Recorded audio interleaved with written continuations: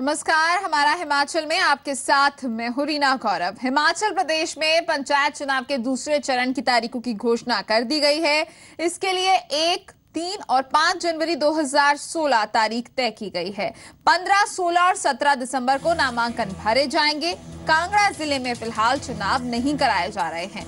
मतदान सुबह 7 बजे से 3 बजे तक होंगे और उसी दिन नतीजे भी घोषित कर दिए जाएंगे। 48 लाख से ज्यादा मतदाता मतदान करेंगे, जिसके लिए आज से आचार संहिता लागू कर दी गई है।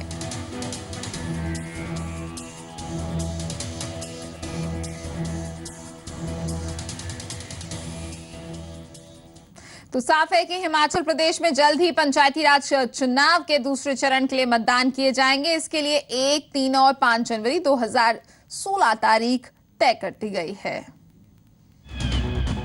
हिमाचल प्रदेश हाई कोर्ट ने पंचायती राज चुनावों से रोक हटाई, तो राज्य निर्वाचन आयोग ने पंचायती चुनावों के दूसरे चरण पर काम तेज कर दिया और राज्य निर्वाचन आयोग के चुनाव आयुक्त ने शिमला में इसे लेकर घोषणा भी कर दी।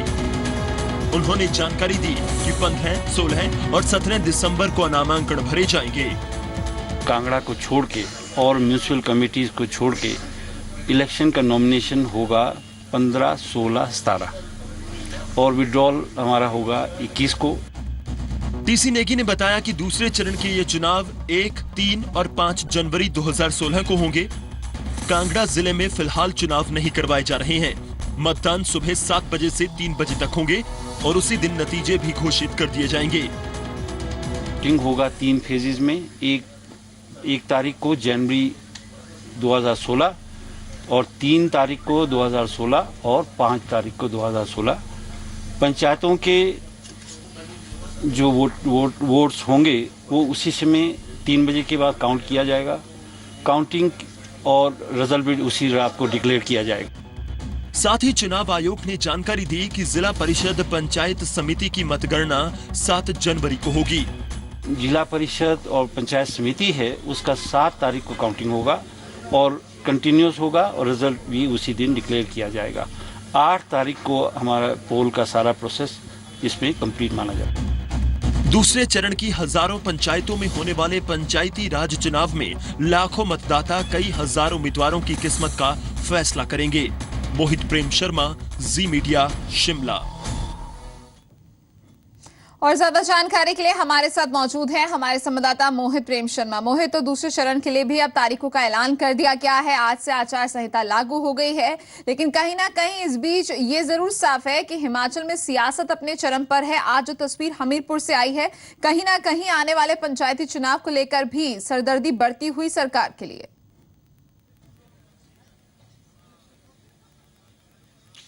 जी बिल्कुल, देखिए जो तस्वीरें अब सामने आ रही हैं, अभी से नहीं पिछले कुछ दिनों से लगातार जो है बीजेपी और कांग्रेस आमने सामने है। चाहे पंचायत चुनाव हो, चाहे विधानसभा का सत्र हो। जिस तरह से विधानसभा के सत्र में भी भ्रष्टाचार का मुद्दा गूंजा और उस पर जो है लगातार विपक्ष ने सरकार को घेरने की कोशिश की, तो विपक्ष का ये कहना, यानी बीजेपी जो ये कह रही है कि ये जो ये आरोप है या फिर ये जो घोरने का प्रयास है, ये घेरने का प्रयास विधानसभा तक ही सीमित नहीं है। ये पंचायत चुनाव में भी एक प्रमुख मुद्दा रहेगा बीजेपी का और इसे हर ग्रामीण इलाकों में, गांव-गांव तक, जन-जन तक, घर-घर तक पहुंचाया जाएगा कि किस तरह से जो है कितने मामले जो है वो मुख्यमंत्री वीरभद्र सिंह पर चल रहे हैं और किस तरह से भ्रष्टाचार जो है वो फैल रहा है सरकार, जो कांग्रेस की सरकार है उसको लेकर के। दूसरी तरफ वीरभद्र सिंह जो है मुख्यमंत्री, वो ये कहते हैं कि वो डरते नहीं है किसी से इन आरोपों के और जिस तरह से बीजेपी उनसे जवाब मांगती है हर बार कि इस पर जवाब दे मुख्यमंत्री, तो कोई बीजेपी जो है वो कोई इन्वेस्टिगेशन कोई एजेंसी नहीं है कि उन्हें जवाब देना पड़े। तो कुल मिलाकर के एक तरफ सरकार को घेरने की, मुख्यमंत्री वीरभद्र सिंह को घेरने की यहाँ पर बात हो रही है रीना, और दूसरी तरफ जो है वो सरकार जो है अपने रुख पर अड़ी है और जो है जमकर जो है वो बीजेपी के जो सवाल है उनका जवाब दे रही है राजनीति के मैदान में। जी बहुत बहुत शुक्रिया मोहित आपका इस तमाम जानकारी के लिए। तो 1, 3 और 5 जनवरी को होने हैं अब दूसरे चरण के पंचायती चुनाव और इसको लेकर आज से आचार संहिता भी लागू कर दी गई है।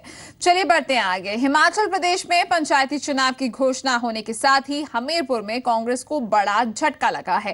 कांग्रेस के 2 प्रमुख पदाधिकारियों समेत दर्जनों कार्यकर्ताओं ने हाथ का साथ छोड़ बीजेपी का दामन थाम लिया है। इस दौरान पूर्व मुख्यमंत्री प्रेम कुमार धूमल भी मौजूद थे। बीजेपी के लिए नारे लगा रहे ये कार्यकर्ता कभी कांग्रेस के पक्ष में नारे लगाते थे, कांग्रेस की नीतियों को जन जन तक पहुंचाते थे, जिले में कांग्रेस के लिए माहौल बनाते थे, बीजेपी की नीतियों का विरोध करते थे। लेकिन अब इन्होंने हाथ का साथ छोड़ बीजेपी का दामन थाम लिया है। जी हां, हमीरपुर ब्लॉक कांग्रेस भोरंग की अध्यक्ष रह चुकी अंजू ठाकुर और पूर्व जिला कांग्रेस सेवा दल के अध्यक्ष रहे अमित चंद चक्रवर्ती समेत 2 दर्जन से ज्यादा कांग्रेस कार्यकर्ताओं ने बीजेपी ज्वाइन कर ली। अंजू ठाकुर और अमित चंद्र चक्रवर्ती ने कांग्रेस पर क्षेत्रवाद और खुद की अनदेखी का आरोप लगाया है। किसी को किसी भी कार्यकर्ता की उसकी मतलब कोई भी जिक्र नहीं है, कोई पूछता नहीं है। मेरे साथ एक तो क्षेत्रवाद किया गया और मेरी अनदेखी की गई। इस दौरान बीजेपी के वरिष्ठ नेता और पूर्व मुख्यमंत्री प्रेम कुमार धूमल भी मौजूद थे। धूमल ने सभी कार्यकर्ताओं को बीजेपी का पटका पहनाया और मिठाई खिलाकर पार्टी में स्वागत किया और साथ ही भरोसा दिया कि बीजेपी में इनका पूरा सम्मान होगा। आप यहाँ पधारे हैं, आप सबका हार्दिक स्वागत और अभिनंदन करते हुए आज से आप वैसे ही सम्मानित सदस्य हो गए भारतीय जनता पार्टी के, जैसे हम लोग जो पहले से इसमें हैं हम सब इकट्ठे होकर आगे बढ़ेंगे। हमीरपुर में होने वाले पंचायती चुनाव से पहले बीजेपी को इसका फायदा मिल सकता है, तो वहीं कांग्रेस के लिए ये झटके के तौर पर देखा जा रहा है। अरविंद सिंह, जी मीडिया, हमीरपुर।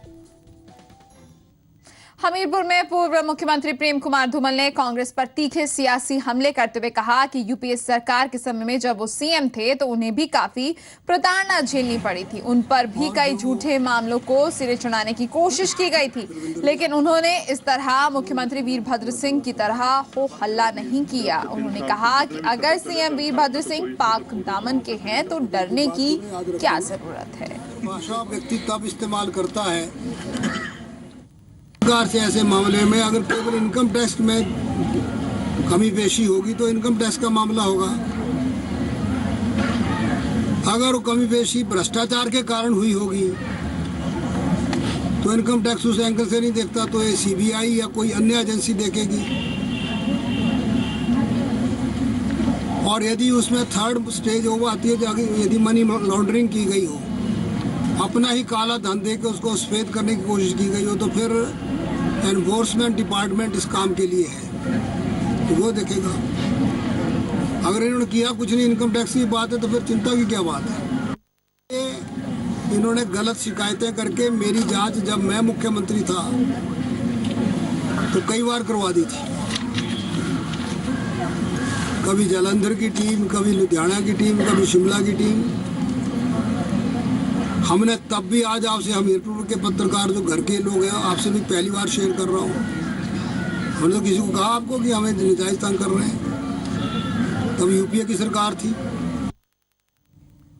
हिमाचल में अभी बेशक विधानसभा चुनाव में 1.5 साल से भी ज्यादा का समय बचा है, लेकिन राजनीतिक संगठनों ने अभी से ही दस्तक देनी शुरू कर दी है। इस दौर में शरद पवार की नेशनल कांग्रेस पार्टी भी शामिल है। पार्टी ने शिमला से चुनावी मैदान में कूदने की शुरुआत कर दी है। एनसीपी ने राज्य में संगठन को मजबूती देने के लिए सदस्यता अभियान की शुरुआत करने का ऐलान भी किया।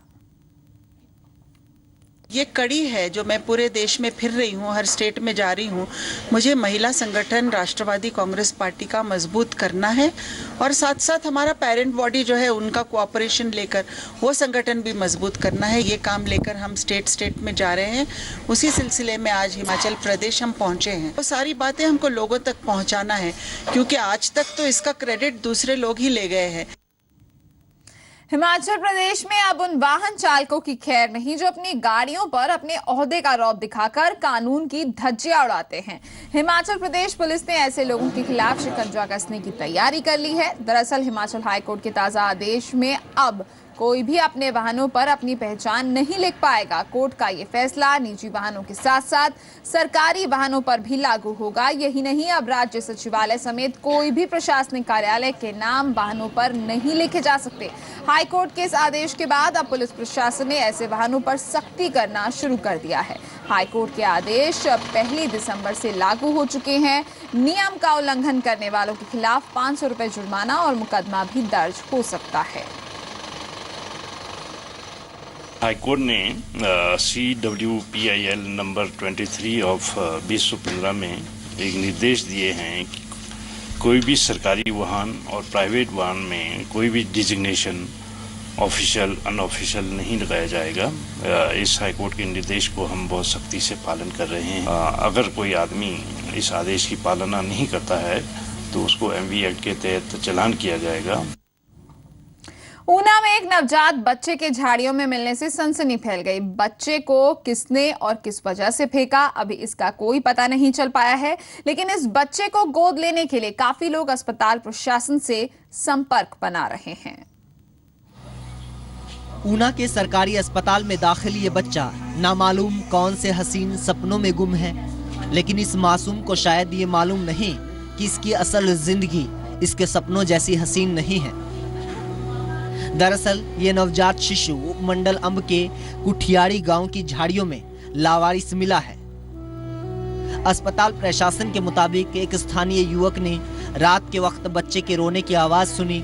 इसके बाद वो घटना स्थल पर पहुंचा और फौरन इसकी सूचना 108 नंबर पर एम्बुलेंस सेवा को दी।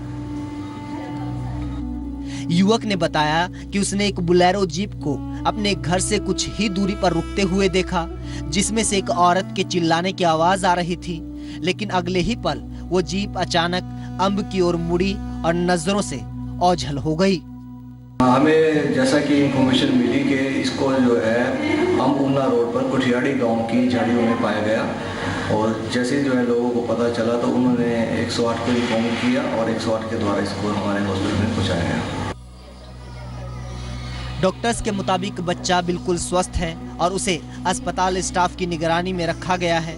हालांकि सर्दी के मौसम में बच्चे को इस तरह फेंकने वालों के बारे में अभी कुछ पता नहीं चल पाया है, लेकिन बच्चे को गोद लेने के लिए काफी लोग आगे आ रहे हैं।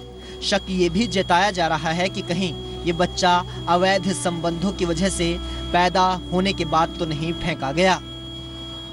बच्चे को जो है स्पेशल निगरानी में रखा गया है। तो हम बच्चा जो है बिल्कुल, जैसे मैंने आपको पहले भी बताया कि बिल्कुल हेल्दी है। 2-2 घंटे बाद वो फीड ले रहे हैं और सब उसके जो है जितने भी माइलस्टोन्स हैं बिल्कुल नॉर्मल हैं और बच्चा बिल्कुल ठीक है। एक नवजात बच्चा जो कि झाड़ियों में पड़ा हुआ है, तो उसमें मौके पर पुलिस गई और देखा कि एक बच्चा जो कि कंबल में लपेटा हुआ था।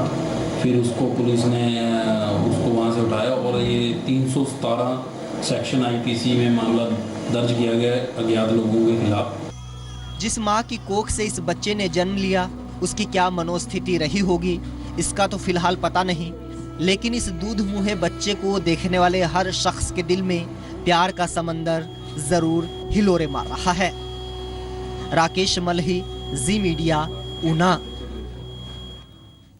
शिमला के ऐतिहासिक आइस स्केटिंग रिंक ने आइस स्केटिंग के शौकीन लोगों की जेब को एक छोटा सा झटका दिया है। साथ ही क्लब रिंक को पैसा वसूल बनाने के लिए अंतर्राष्ट्रीय स्तर पर देने की भी कोशिश कर रहा है। शिमला के ऐतिहासिक आइस स्केटिंग रिंक में स्केटिंग करने के शौकीन लोगों की जेब पर इस बार ज्यादा असर पड़ेगा। साथ ही आइस स्केटिंग का लुत्फ भी पहले से ज्यादा उठा पाएंगे। इस बार रिंक में आइस स्केटिंग के लिए फीस और जगह दोनों बढ़ा दी गई है।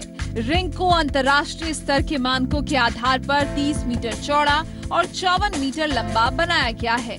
लाखों रुपए खर्च कर रिंक को चौड़ा करने का काम वक्त रहते पूरा हो चुका है और अब क्लब रिंक में मिट्टी की लेवलिंग करने के बाद उसमें पानी से सिंचाई कर आइस जमाने की प्रक्रिया शुरू कर दी गई है। नया इस बार ये है कि हमारा ग्राउंड को हर तरफ से बड़ा कर दिया गया है। काफ़ी हद तक हम इंटरनेशनल स्टैंडर्ड के हिसाब से ग्राउंड हमारा तैयार हो चुका है और इस बार जो है बच्चों को बहुत बड़े ग्राउंड में स्केटिंग करने का मौका मिलेगा। इस ग्राउंड में सभी तरफ से शिमला के ज़्यादा बच्चे होंगे जो स्केटिंग करेंगे। एक बार स्केटिंग शुरू हो जाएगी फिर कंपटीशन और कोचिंग वगैरह कैंप वगैरह जो लगने हैं उनकी प्लानिंग करेंगे। सदस्यता शुल्क की बढ़ाई गई दरों में सदस्यता शुल्क के साथ स्केट्स की किराए की दरों में भी 100 से 500 रुपए की बढ़ोतरी की गई है। साथ ही इस सीजन के सदस्यता शुल्क को रिन्यू करने और नई सदस्यता लेने की प्रक्रिया भी क्लब ने शुरू कर दी है।